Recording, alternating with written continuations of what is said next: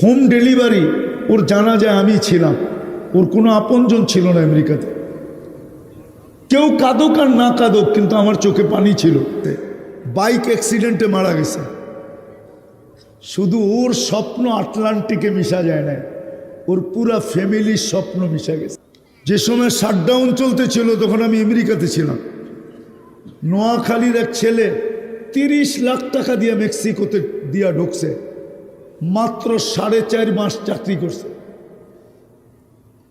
Home delivery ওর জানা যায় আমি ছিলাম, ওর কোনো আপনজন ছিল না আমেরিকাতে।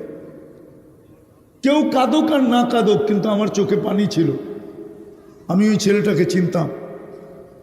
মাত্র 4.5 মাস কাজ করছে, 30 লক্ষ টাকা দিয়ে গেছে, বাইক অ্যাক্সিডেন্টে মারা গেছে।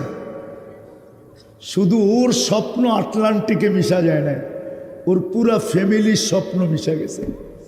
ফ্যামিলি ভাবছে কয়েকদিন পরেই গ্রিন কার্ড পাবে, আমাদের জন্য অ্যাপ্লাই করবে, আমরা ওর আঙ্গুল ধরে সব আমেরিকা চলে যাব।